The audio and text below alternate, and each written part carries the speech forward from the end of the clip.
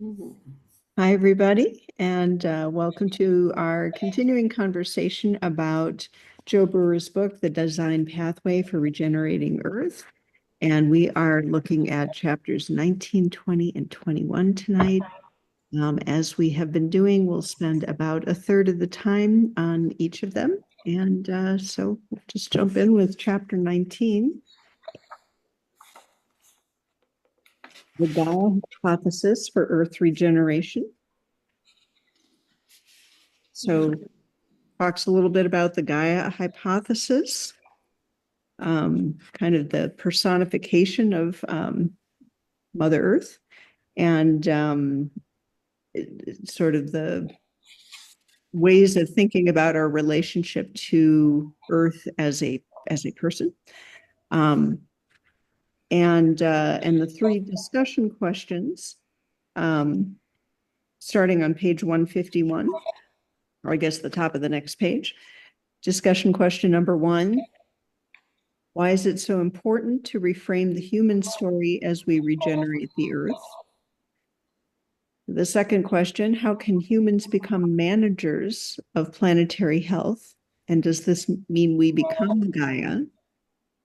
And the third discussion question: how did you feel while reading this chapter? Did it help you feel better about being human? Might there be a way to embrace our grief and emerge more resilient and healthy on the other side?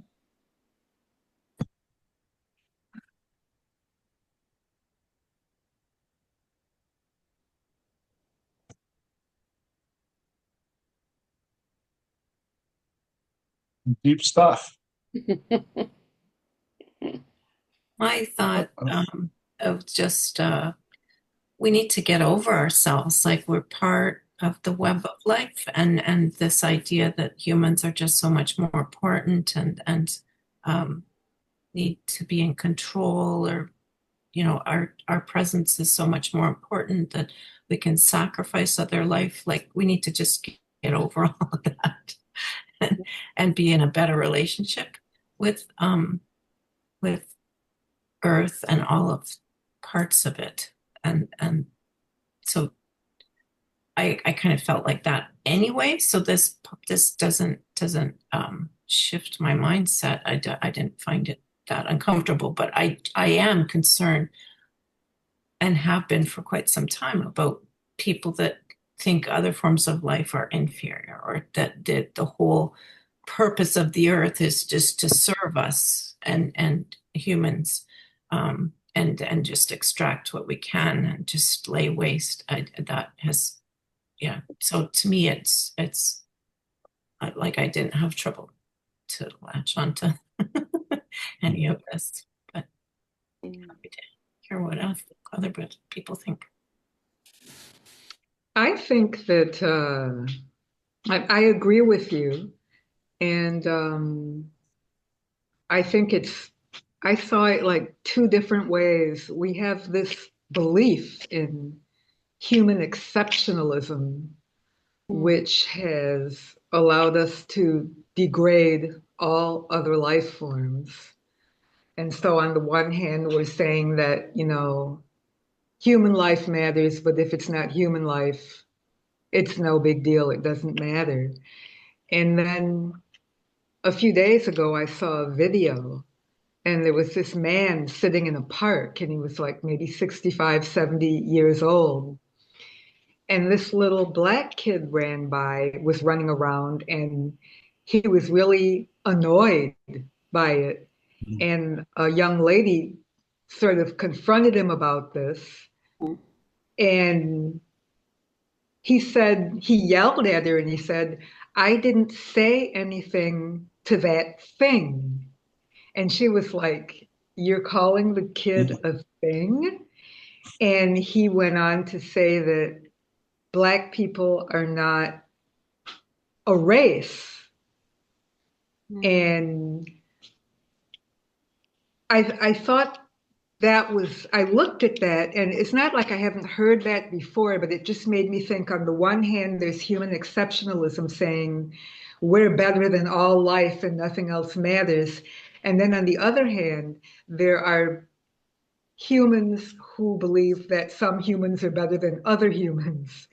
And so I think that, that's something that we have to work on, particularly being in the era or the stage that we're in now. So if we don't sort of come to an agreement and get away from those two extremes, it's going to be difficult to work together and to respect Gaia, to respect each other. It's a bit disheartening. It's not shocking because it's been that way, but it's disheartening. Um, Right. It's interesting to riff off of that just a little bit, Vivian, in my local place here. And I'm sorry, I'm still not used to using the bioregional terms, but in Dayton, Ohio, just so you have reference.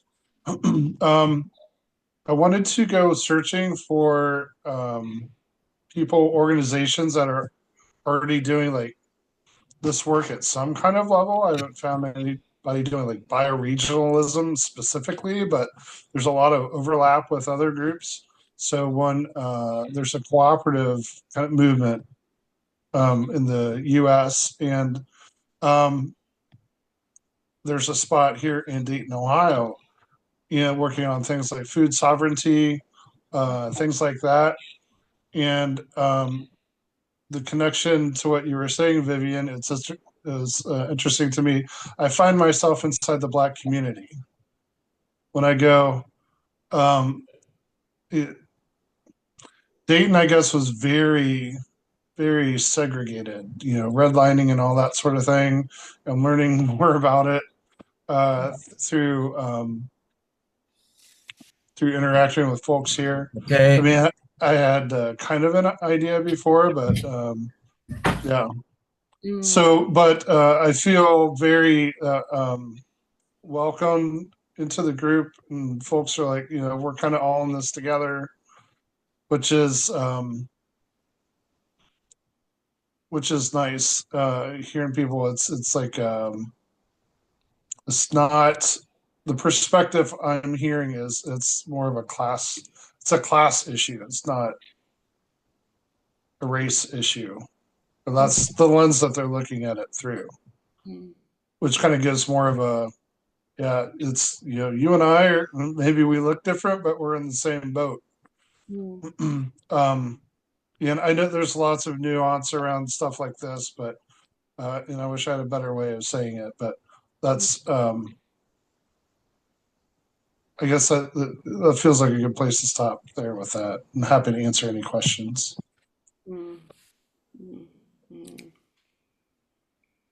I'd just like to say I know Ohio quite well. I've have relatives there. I'm from Flint, Michigan. Flint is okay. Yep.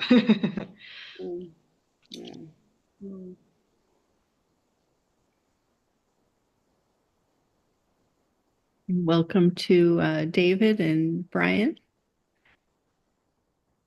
Greetings. Thank you. Great to be here. We're just talking about chapter 19. Oh, wonderful. Thanks. It seems as though, some people, for whatever reason, get comfort when there's a hierarchy. And I think with Joe, the approach more is this mycelial web, right? And that there's this fractal organization, but not not distinct, like high over this. It's this, interconnection. And maybe it's three-dimensional, but not necessarily that some are more important than others, like that when pieces drop out, it damages the tapestry, it damages things, and it doesn't survive as well. And so when you spoke of class or race, I mean, there is this parallel too that I'm struck with. Before the recordings started, we were talking about Indigenous conference, First Nations conference I went to, and there's this, the doctrine is discovery or terrace nullis, that, they came plowing into North America, Turtle Island, and with complete disregard for the people that had lived on the land for thousands of years. And I feel like that man just is doing humans the same thing to the earth. Like it's just over and over. There's this pattern of just like blindly barging in and not paying attention to what's been going on before, and to our detriment, really. The sooner we could wake up and just pay attention and give value to what was existing and what will exist, the interconnectedness. It's just so important. Sorry, ranting. Just mute myself. It's a good rant and an important one. I just heard a quick talk by George Monbiot. I think it's about the origins of capitalism, and I think it's a book he's written or a large article, but he takes it right back to for 15th century Portugal, when they discovered this island of Madeira, which apparently in Portuguese means wood. And they cut down all their trees in Portugal for their shipping industry, or the warships and travel. So they needed this wood. But then they discovered that it was a good place to grow sugar, but they needed labor. And so they got a bunch of labor from Portugal, but that didn't work out so well. So they discovered that they could get a bunch of free labor from Africa if they just went and grabbed it. And so there was that. But then, well, okay, they were running out of trees and then labor. Well, then they just discovered this place across the Atlantic with a whole bunch of trees. And so the routine was, well, you just keep cutting and keep capturing and keep spreading disease, and you just keep going and going and going. And so the idea of perpetual growth is really built in to that system, regardless of consequences, because the consequences were there's just infinite forest for us to exploit and infinite people for us to capture. And then it was all about money. The whole purpose of it was not for any particular to create anything. It's just for money. And that was a new, so all of these were actually new paradigms that were developed. And then, of course, then the English and the Dutch and the Spanish caught on and say, oh, this is so cool, all the things we can get for nothing. Yeah. And it's not only infinite growth fallacy, but also extraction, because they went to Madeira Island in just 10 years. And when they wiped out all the nutrients of that semi-tropical island, they just went on to the Cape Verde Islands. And so it was like a chewing up and a spitting out. So there's just as much like unsustainable. It's the unsustainable nature of that growth that seems to be related. It's become sort of a virus. In other words, you're just you're using money to make more money. So this viral propagation thing going on. Pyramid scheme. I thought about the only thing that's more viral than this capitalist extraction is perhaps life itself. And I think we have to ultimately rely on life itself, whether we're regenerating ecosystems on land or sea, to actually get us back to something more powerful than this capitalist extractive virus. Yes.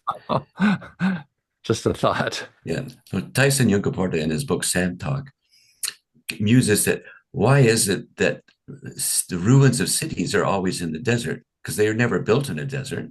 They're always built in the most productive land. And they become deserts because the city has to extract from all around it because it can't produce enough to sustain itself. So it has to continually extract from around it until there's nothing left to extract, and then it dies. Amazing. Yeah. So that's I add that to my reading list. Do you recommend Sand Talk? Tyson Yunkaporta. He's Australian, Indigenous scholar, general shit disturber. Yeah. Really, and very funny. If you look, I mean, the cedars of Lebanon are described in the Bible, and yet there's very few cedars left. So I think we've had thousands of years of desertification, and the challenge and the opportunity is for us to really take regeneration to scale. Because I think for the first time, we may understand enough to turn deserts and depleted soils back into higher productivity. We're doing it here at Woodford. In fact, I'm happy to say we have the planting coming up this weekend where the Woodford Folk Festival has planted 122,000 trees over the past 20 years. And I think we'll plant a few more thousand trees this weekend. So very happy to be part of that small example of regeneration, that turning a pasture back into a rewilded tropical rainforest. Fantastic. Wonderful. Mm-hmm. I was at a Presidency Institute session this morning about and John DeLeo, the photographer, the filmmaker who recorded the Loess Plateau in China, that transformation from like a thousand year process of degradation. There was absolutely nothing, and you could see after 25 years it had transformed from absolute barrenness to lush forest and crops. And it was about paying peasants to go and make these terraces and really and plant the trees, and it was all just human labor, but thousands of people doing it. But but looking at, he's documented year by year by year, and you can see the transformation and a huge area. What comparable? I mean, is it as big as a state? Is it how big is the area? I don't know. That's a good question. Yeah, I mean, I remember seeing that, but it would help me to understand. It's as far as you could see. As far as you could see, yeah. I mean, that's. But other than that, an aerial view, square kilometers, I don't know. But then there's the example of the waterman in Rajasthan. Yeah. Restoring wasteland into lush, self-sustaining forest, and that's 6,500 square kilometers. So that's substantial. It is, and that's transformed from, So and they have the measurements. So the ambient temperature is reduced by 2 degrees Celsius.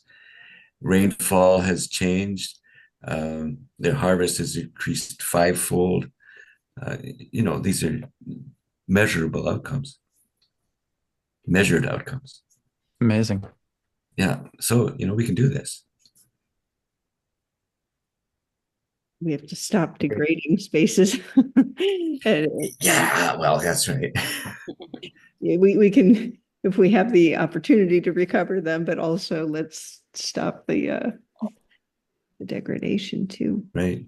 And we have an hour tonight, so I want to make sure we have some time to talk about the other 2 chapters we're going to discuss tonight. So chapter 19, chapter 20, and chapter 21. So chapter 20, it's a good segue because it talks about specific. Yeah, exactly. So can we bring the Amazon rainforest back to life? And Joe kind of sketches out sort of the arguments of that. And the discussion questions, just to read them out loud to refresh our memory, is on page 160 and 161. The first discussion question: how does it feel to try holding the complexity of the entire Amazon basin in your mind? Is it easier if you imagine it as a network of bioregions? The second discussion question: what other patterns of organization can help regenerative work emerge, especially at such vast scales? Are there design principles we can follow? And the third question: what are the inter-bioregion efforts that can help link one territory to another within this larger network?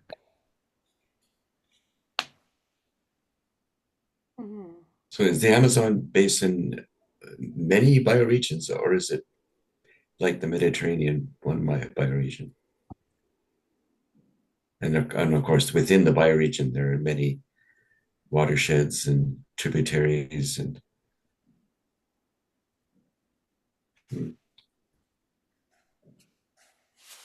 you know what? One thing that comes to mind is, and it's very indigenous economics is the concept of enoughness.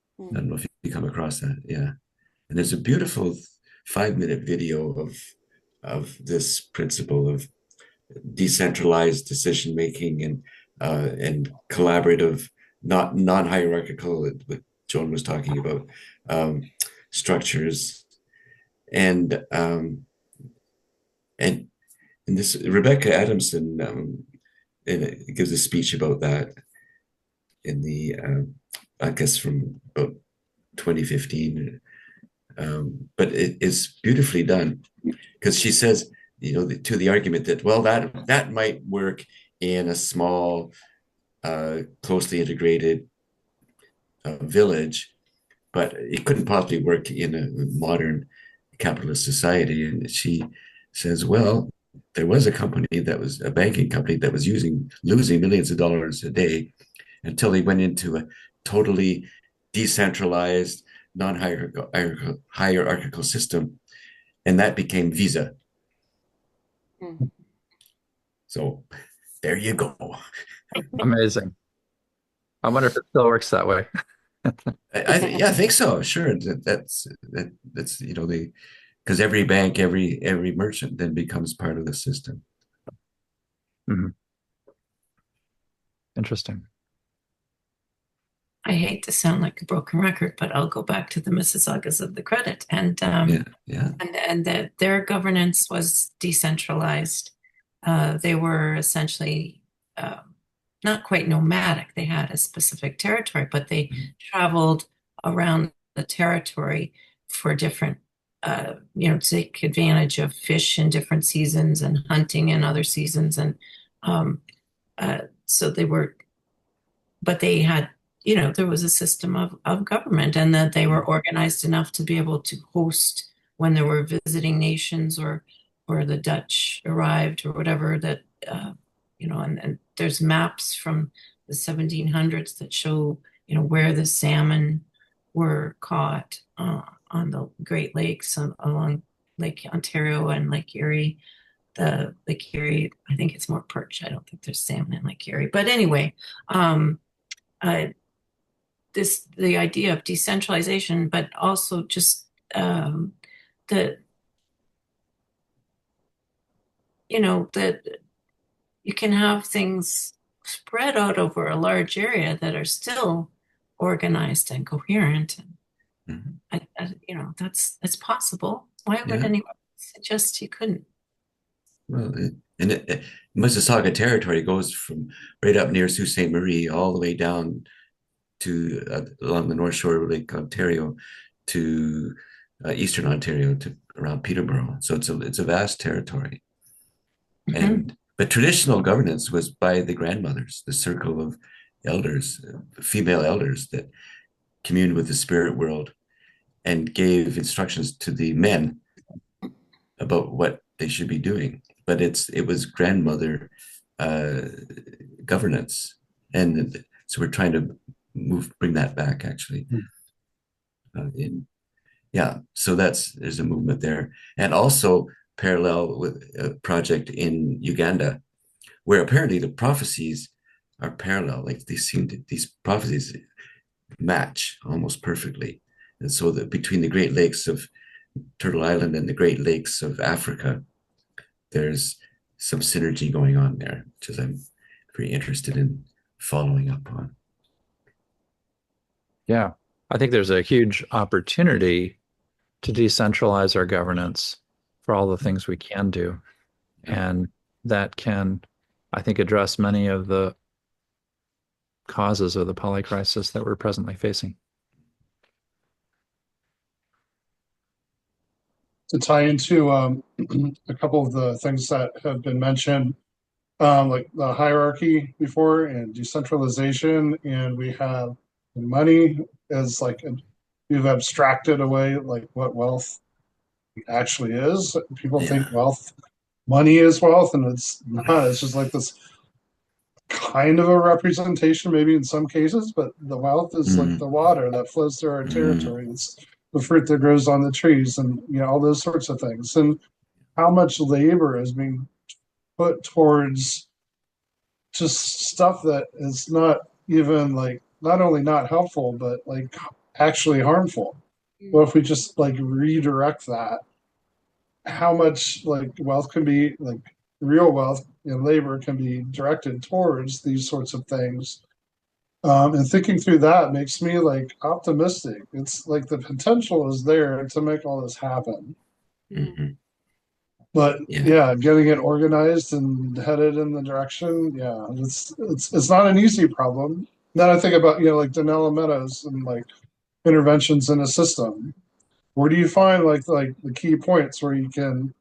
I think she uses leverage point, if I remember right. You find those like good leverage points, and like Joe is I think stationed in the headwaters of the Amazon, so it seems like a leverage point of that system if you want to look at it through that lens. So little adjustments and like at that level is going to have like huge effects like downstream. So those are thoughts that go through my head in this discussion. And I just need to clarify because I made an assumption that Barichara is a drainage into the Amazon. It's actually on the other side of the Andes. It drains the other direction. Okay. But the principle, yes, that these dots on the landscape could synergize in a way that regenerates the whole of the Amazon. In our breakout this was it this morning, this afternoon, yes it was. One person, we talked about the shock doctrine that Naomi Klein wrote, but there were a group of them that are working at reverse shock doctrine. I think he's in Oregon, which in other words, you use the turbulence of the system to move in a certain direction. Now, the right wing has been using that principle, and they took a whole generation to plan for it when to bring in neoliberalism. And when the system wasn't working, there was stagflation, then they jumped in and said, aha, we've got the answer. So that, and then people at that point were willing to give up their freedoms and their rights because someone had the answer.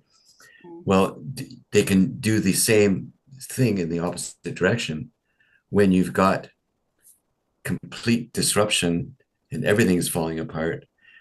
Then we can say, well, we don't have an answer, but we got a pathway. And it could be way more fun than neoliberalism. I like that suggestion of putting things in terms of the way we want to go instead of talking about climate destruction and whatever, but to talk in terms of global cooling and seeing things in the path that we want to go instead of talking about where we don't want to go. Yeah, and I think that's that reverse shock doctrine seems to. That's right. Yeah, you're using the that there's this Chinese engram for crisis that contains two characters. Crisis is danger and opportunity.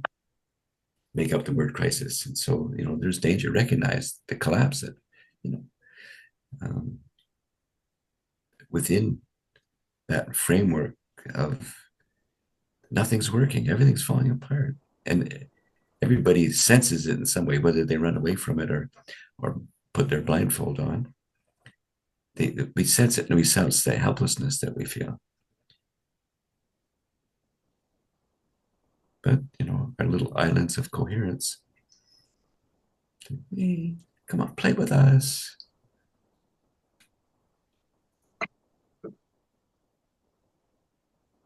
maybe this is a good transition point to our third chapter that we're going to talk about, chapter 22.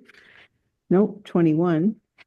Uh, Safeguarding the Himalayan water supply. So something from the Amazon to, yeah, and I hadn't even thought about the Himalayan plateau before this chapter here. But the discussion questions are on page 21. For this chapter, discussion question number 1. How might the incredible diversity of languages and cultures in the Himalayas be held in the same regenerative process?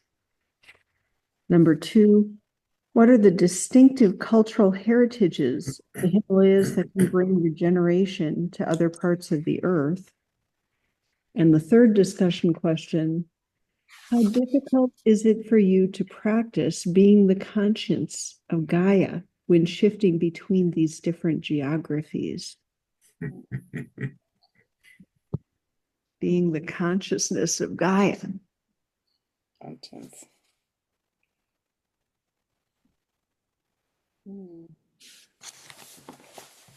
I'll just say, when I read some of these questions, I thought, like, I just don't know enough about Asia, the cultures, the religious, the spirituality to really. So I'm going to listen. Well, I mean, one thing about the India-Pakistan is the Indus River that flows from the Himalayas has been dammed so many times in India that it's really restricting the water to Pakistan. Mm-hmm. And if there's ever going to be a war between two nuclear armed countries, it would be around water and water rights, because India is refusing to reduce their dams, and I think they're even planning to build more for hydropower. So Interesting. Not a very hopeful situation. And the glaciers are receding, of course, which means that they will reach a point where those rivers will be no longer year round. And that's the entire large part of the subcontinent. There was that statistic that it's around 3 billion people, right, that depend on the Himalayas for water. So that would be a lot of China then as well. Yeah. One of the things that comes up for me, Joan, what you said resonated with me before. Like, I have no clue about the cultures there, but one, like, maybe a general pattern that comes up for me is that the human culture is shaped by the land that you live on. And with such a diversity there's like a lot of knowledge kind of stored in those, like, all those different cultures of that specific place. And it makes me think of, I hadn't read the book, but there was like a series, it was called like Guns, Germs, and Steel or something like that. Jared Diamond. Jared Diamond. Okay. Thank you. Yeah. Which kind of like talked about that same kind of pattern of how people are shaped by the area that they live in. So in that, I think it was this chapter Joe gave an example of like a colonial power or something coming in and taking over the management of, like, or the water systems or something like that. Yeah. And then it, like, instantly, like, well, not instantly, but very quickly kind of degraded. But then they realized, and then they went back, and the wisdom that was held and the knowledge that was held in the local culture was able to kind of bring it back. If I remember, that's how the story went. But Vandana Shiva, in her book Water Wars, outlines it very well, where historically there had been a vast network of water management, community-based water management throughout the entire continent. And of course, when the British East India Company, which was a private company backed up by force of arms to take over, and their engineers say, "Oh, look at these primitive Indians! That how stupid! Let's do it properly." And of course, they screwed the whole thing up. um, which led to, the way colonialism works. It makes a few families incredibly rich and collaborative, and then the rest are reduced to extreme poverty, which means controlled. And so that was part of the system until there was a revolt against the system. I think it was 1870s, somewhere around there, mid to late 19th century. And then Queen Victoria abolished the East India Company and brought it in under the Raj. But it was still a few very wealthy Brahmin families increased their wealth, their money wealth and power. So that, but yes, it's around traditional water management. People know how to live, and they develop. It takes maybe 1,000 years of careful development to figure it all out, and then it just takes one generation of colonialism to destroy everything. I had a chance to spend about 3 weeks in Bhutan, which is a really interesting place in the Himalayas to visit, because it really hasn't been colonized in the same way. And I think I don't know about other parts of the Himalayas, but because of the mountain ranges and the difficulty of traveling and moving between places, the sort of integrity of the culture, and could be sustained, and it's in Bhutan. I don't know how much people know about Bhutan, but when I mean, there's just all kinds of fascinating things that I think are very relevant to what we're thinking about, just in terms of the nature, and nature itself is sacred, right? And there are dakinis and spirits that live in all these different caves and places, and anytime anyone has an experience around that, they'll build like a little temple to honor that spirit. And there was another thing that I found fascinating, which was that in Bhutan they don't name the mountains. And they don't allow people to climb the mountains. The mountains are sacred, right? So it's not, it's very different from how Nepal has done it, where they've seen tourism and bringing people to climb the mountains, and guide people there, that as a way to sort of generate income, and kind of at some level increase the standard of living. But on the other hand, what has been lost in that, right? I mean, the sacred nature of the mountains, I think, is really lost, and the kind of so I found a lot of the things, in terms of just the way that they valued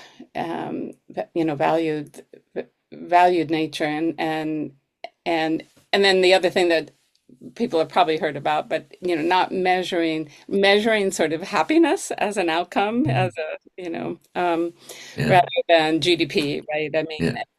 I mean, just so those sort of shifts in consciousness are using their own culture in a way to sort of clarify and articulate these things, that then, even though it's a very, very small country and kind of sits between India and China, these two superpowers, it's just really interesting to think about how they've sort of managed to, kind of influence and contribute and shape, or present sort of different possibilities for where the future, and live in a much more harmonious and balanced way, So.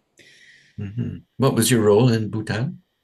I was on a Buddhist pilgrimage with a group here, so we were doing a lot of the sort of sacred sites, and Right.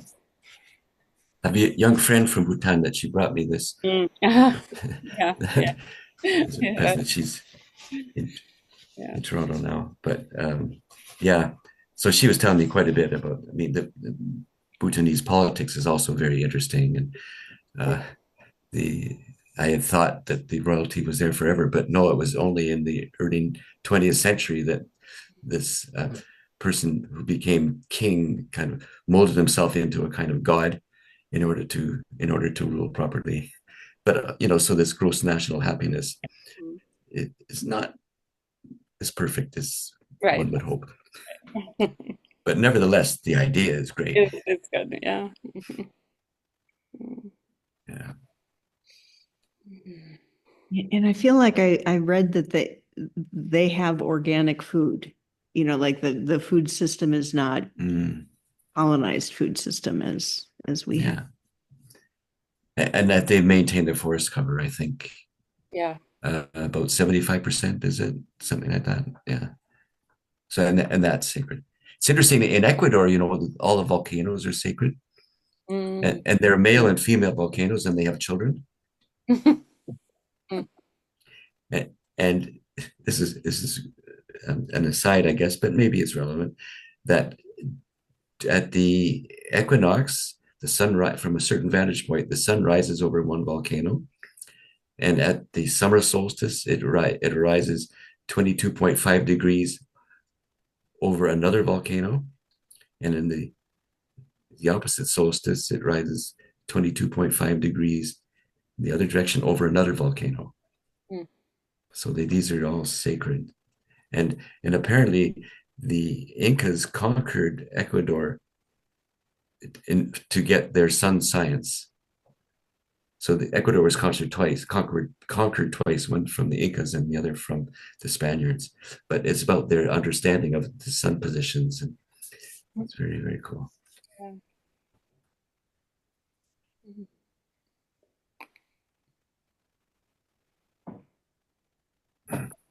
So in talking about a philosophy or approach, I mean, there's the Buddhism, or it's more religious, but I also still feel like permaculture is a good philosophy to try to approach the 12 principles. And that was taken by observing indigenous agriculture projects around the world. When I was leading some students on to Six Nations and a greenhouse project they had there, and I asked the person I was running the greenhouses if they used permaculture, and she says, "We invented it."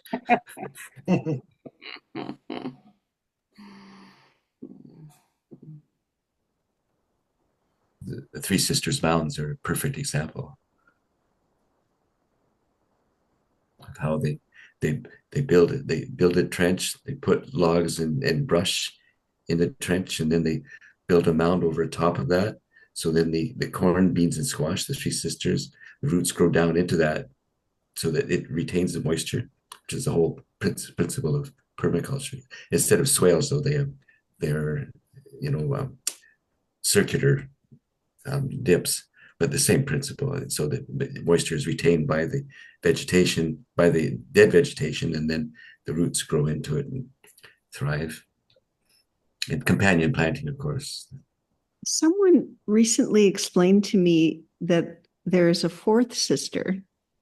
Oh. The fourth sister is the person who tends to the three sisters. Interesting. Yeah, I hadn't heard that story. Oh, that's new to me too. But the story is that they were once these plants, and they were struggling on their own. And it's only when they got together and supported each other that they all thrived. Yeah. In question number 2, I found that question very, very interesting. And it says, what might the Taoist principles have to offer those seeking a harmonious life? And when I think about, the principles of the Tao, water is one of the most important components of that philosophy. Taoism tells us to live our lives like water. And, people sometimes think that means being passive, and going with the flow, but it doesn't. It's all about action, but non-violent action. And so, with Buddhist principles and Taoist principles being so prevalent in that area. I think that these cultures might have an easier time understanding, what we're talking about and what we're seeking than many other cultures, because there is no metaphor really more powerful than water when you're talking about Taoist principles in particular. Think about water is if you don't respect it, she could be quite violent. Yeah.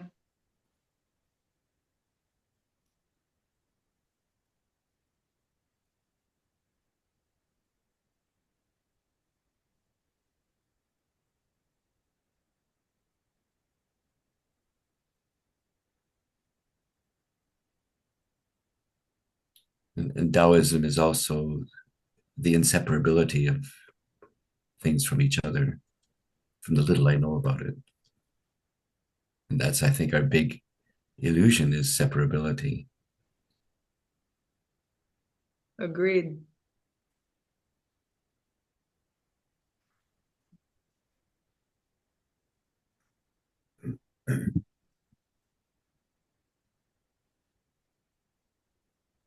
This kind of takes us back sorry, to the go first. ahead.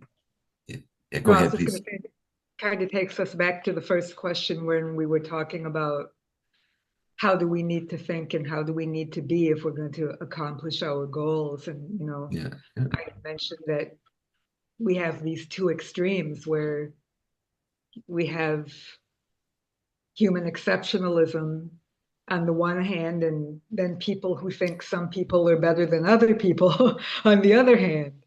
It's difficult to find a balance. I think they're basically the same thing. Human exceptionalism is that it's the idea of hierarchies, this great chain of being. We have the God or the gods on top, and then there's the angels or the spirit world. Then there's the male humans, and then the female humans, and then there's the nobility, and then the common people, and then there's the vegetation, and then there's the animals and the vegetation and the minerals. And so once you have that idea, which stems right way back to the Sumerians and picked up by the Greek philosophers and then picked up by Christianity and then, embedded in the capitalist system. But this whole concept of hierarchy, of inherent hierarchy, it's totally insane. But it's built into every institution. Yes. Right. And I've been at this climate conference the past few days, and the way that there is, even in the discourses here, there is this sense of, well, we're evaluating the data and we're coming up with we're implementing the plans, and there's still this very mechanistic kind of quantifications and that's right. Of sureness. Yeah. And the faith in science. Yeah. And that's where Nora Bateson talks about, the big data that's decontextualized. Yeah. And she's so brilliant that. Yeah. That's right. She's so brilliant in saying, well, yeah, you can take this big data and it sort of averages out a whole population with an N of however many thousand, but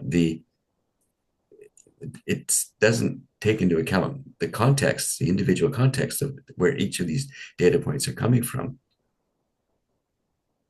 which is why you got, outliers in the curve. Yeah. I think between her and Vanessa Andreotti, I think they're brilliant. I watched YouTube with the two of them and in conversation. Yeah, I know. That's where I asked her a question at the end about trauma, and she says, "Oh, there's trauma everywhere. What you got to do is you got to compost your shit without throwing up, without throwing a tantrum, and without throwing in the towel."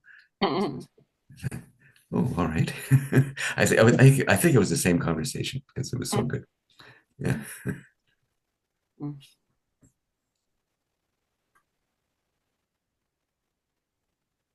Yeah, brilliant book.